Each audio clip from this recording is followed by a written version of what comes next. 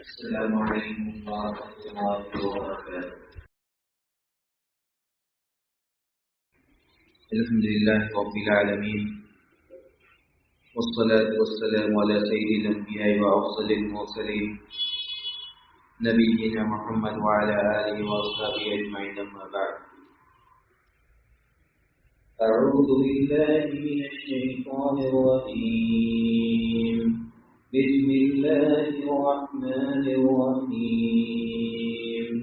ألم تر أن الفلك تجري في البحر بنعمة الله ليريكم من آياته إن في ذلك لآيات لكل صبار شكور.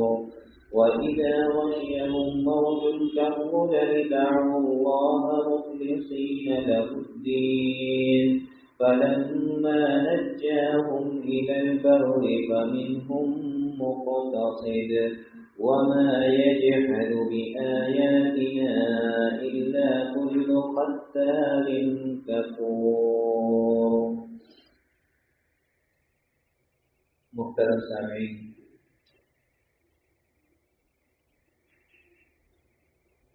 سورہ لقمان کی چند آیات آپ کے سامنے تلاوت کی گئی.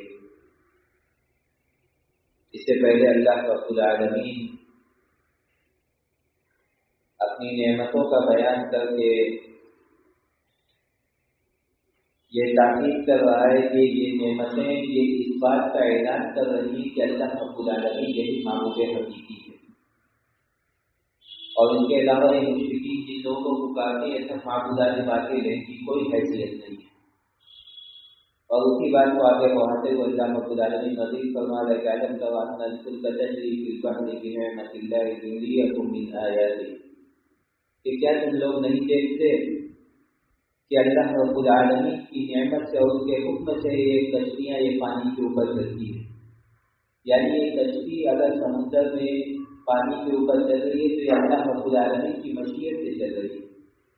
اگر اللہ رب العالمین چاہے تو طوفان پانی کے اندر طوفان اور طغیانی ڈالے تو یہ کشتیاں ٹھہر نہیں سکیں گی. اور اسی طرح اللہ رب العالمین ہوا کی رفتار کو اگر بڑھا دے تو پھر یہ کشتیاں پانی کے اوپر ثابت نہیں رہ سکیں گی.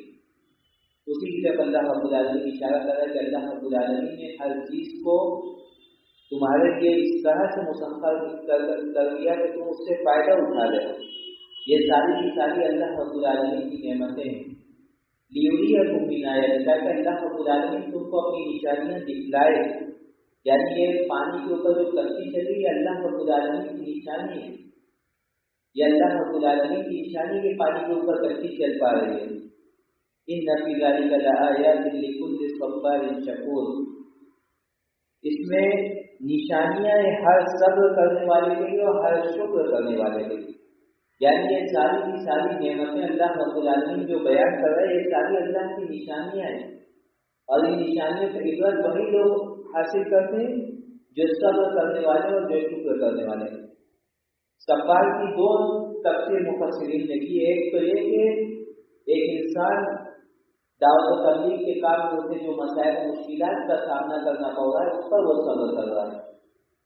اور ایک تفسیر مفسرین نے یہ کی کہ ایک انسان ہر چہار جانب سے محارم اور منکرات سے گھرا ہوا ہے، لیکن وہ اپنی خواہشات پر کنٹرول کر کے ان برائیوں سے میں پڑھنے سے اپنے آپ کو روک لے رہا ہے، اس پر صبر کر لے رہا ہے. یہ دو تفسیر مفسرین نے بیان کی. اور شکور یعنی جو اللہ رب العالمین کی نعمتوں ملنے کے بعد اس کے اندر شکر کا جذبہ پیدا ہوتا ہے. تو جو لوگ صابر ہیں اور جو لوگ شاکر ہیں وہی لوگ اللہ رب العالمین کی نشانیوں سے عبرت حاصل کرتے ہیں. وَإِذَا غَشِيَهُم مَوْجٌ كَالظُّلَلِ دَعَوُا اللَّهَ مُخْلِصِينَ لَهُ الدِّينَ، اللہ نے کہا کہ یہ کفار و مشرکین یا یہ لوگ جب ان کو سمندر کی موجوں کا سامنا کرنا پڑتا ہے، جب موجیں ان کو اوپر سے آ کر کے گھیر لیتی ہیں تو یہ لوگ امداد سے اللہ کو پکارنے لگتے ہیں. یہ لوگ اخلاص کے ساتھ اللہ کو پکارتے ہیں، لیکن اللہ رب العالمین نے کہا کہ فَلَمَّا نَجَّاهُمْ إِلَى الْبَرِّ فَمِنْهُم مُقْتَصِدٌ، جب اللہ رب العالمین ان کو ان مصیبتوں سے نجات دے دیتا ہے فَمِنْهُم مُقْتَصِدٌ. یہاں دو روایت ذکر کی گئی. ایک تو یہ کہ فَمِنْهُم مُقْتَصِدٌ یعنی ان میں سے کچھ لوگ ایسے ہیں جو دین پر ثابت قدم رہتے ہیں، یعنی مصیبتوں سے چھٹکارا پانے کے بعد ان کے اندر دین پر ثابت قدمی کا جذبہ پیدا ہو جاتا ہے، وہ دین کی راہ سے اگر بھٹک گئے تو واپس دین کی طرف لوٹ آتے ہیں۔ اور ایک روایت یہ لکھی گئی ہے کہ فَمِنْهُمْ مُقْتَدٍ وَمِنْهُمْ كَافِرٌ، یعنی کچھ لوگ ایسے ہیں جو دین کی طرف تو لوٹ آتے ہیں، لیکن کچھ لوگ نجات پانے کے بعد واپس اپنے کفر کی طرف لوٹ آتے ہیں۔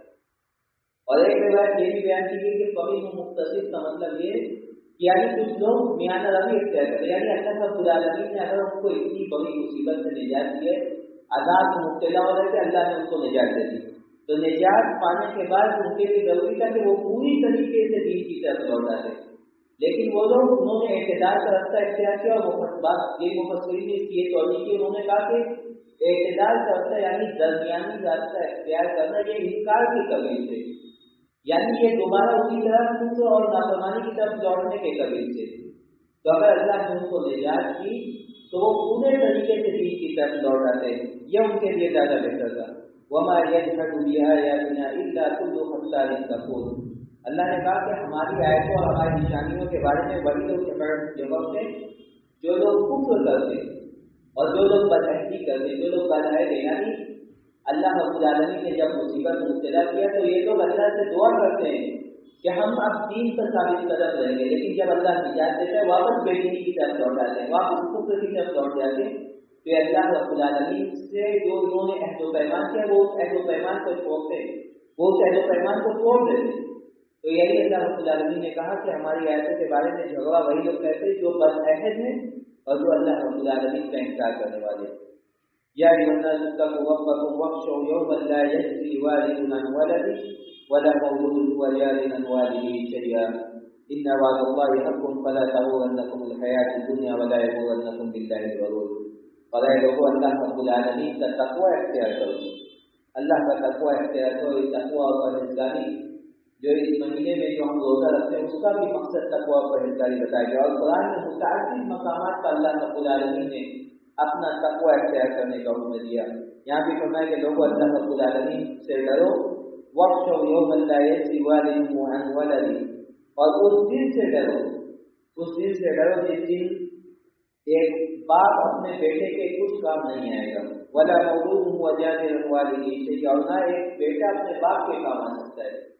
یعنی جازم کا مطلب یہ کہ یعنی ایک باپ اپنے بیٹے کو، ایک باپ یہ چاہے کہ وہ اپنے بیٹے کی سزا دے دے اور اس کا بیٹا نجات پا جائے، یہ بھی ممکن نہیں ہے، اور اسی طرح بیٹا یہ خواہش کرے کہ اس کے باپ کی سزا اس کو مل جائے، اس کے باپ کو نجات مل جائے، یہ بھی ممکن نہیں ہے۔ اس کی ہر انسان والا ایسا بھی ہوا ہے کہ کوئی کسی کا کوئی نہیں اٹھائے گا، ہر انسان کو اپنے کیے کی سزا بھگتنی پڑے گی۔ یعنی اللہ رب العالمین یہ کہہ رہا ہے کہ باپ بیٹے کا جو رشتہ ہوتا ہے اس میں کتنی قوت ہوتی ہے، لیکن جب ایک باپ اپنے بیٹے کے کام نہیں آئے گا اور ایک بیٹا اپنے باپ کے کام نہیں آ سکے گا تو دوسرے رشتے دار ہمارے کام کیسے آ سکتے ہیں؟ ان وعد اللہ حق فلا تغرنکم الحیاۃ الدنیا ولا یغرنکم باللہ الغرور۔ اللہ رب العالمین کا وعدہ یہ برحق ہے، یعنی قیامت قائم ہوگی اور قیامت کے دن کوئی بیٹا اپنے باپ کے کام نہیں کرے گا اور باپ اپنے بیٹے کے کام نہیں کرے گا، یہ اللہ رب العالمین کا برحق وعدہ ہے۔ تو تم کو دنیا کی زندگی یہ دھوکے میں نہ ڈالے، دنیا کی زندگی ملی یہ معمولی مدت کے لیے ملی ہے اور یہ عمل کرنے کے لیے ملی۔ ایک انسان یہاں جو عمل کرے گا تو قیامت کے اسی کے مطابق اس کا حساب و کتاب ہوگا۔ اور فرمایا کہ ولا یغرنکم باللہ الغرور، کوئی دھوکے میں ڈالنے والا تم کو دھوکے میں نہ ڈالے، یعنی شیطان جو جس نے اللہ رب العالمین سے وعدہ کیا تھا، یہ عہد کیا تھا کہ میں تیرے بندے کو بہکاؤں گا، اور شیطان اپنے مشن پر لگا ہوا ہے، تو اللہ رب العالمین کہہ رہا ہے کہ یہ شیطان تم کو دھوکے میں نہ ڈالے۔ اور اس طریقے سے غرور سے وہ لوگ بھی برائے جو لوگ اس دنیا کے اندر لوگوں کو دین سے دور کرتے ہیں، جو لوگ دین سے دور کرتے ہیں وہ لوگ بھی اس کے اندر شامل ہیں کہ کوئی دھوکے میں ڈالنے والا تم کو اس دنیاوی زندگی میں پھنسا کر کے تم کو دین سے دور نہ کر دے۔ ان اللہ عنده علم الساعة وينزل الغيث ويعلم ما في الارحام وما تدري نفس ماذا تكسب غدا وما تدري نفس بأي ارض تموت ان اللہ علیم خبیر۔ آخری آیت میں اللہ رب العالمین نے فرمایا کہ 5 چیزوں کا علم ایسا جو صرف اور صرف اللہ رب العالمین کو ہے، ان کو غیبیات خمسہ کہا جاتا ہے، یعنی یہ 5 چیزیں ایسی ہیں جن کا علم نہ ندیوں کا نہ وہ ہے نہ فرشتوں کو ہے، ان کا علم صرف اور صرف اللہ رب العالمین کو ہے۔ اسی میں سے کہ اللہ رب العالمین جانتا ہے کہ قیامت کب قائم ہوگی، اور وہی جانتا ہے کہ بارش کب نازل ہوگی، اور رحم مادر کے اندر ایک ماں کے پیٹ کے اندر کیا، یہ بھی اللہ رب العالمین کے علم ہے۔ اور کوئی انسان یہ نہیں جانتا کہ وہ کل کیا کرے گا، اور کوئی انسان یہ بھی نہیں جانتا کہ وہ کل وہ کہاں مرے گا، وہ کس زمین پر اس کو موت آئے گی۔ تو یہ 5 چیزوں کا علم اللہ رب العالمین نے اپنے پاس رکھا ہے، اس کا علم کسی کو بھی نہیں، کسی کو بھی نہیں ہے۔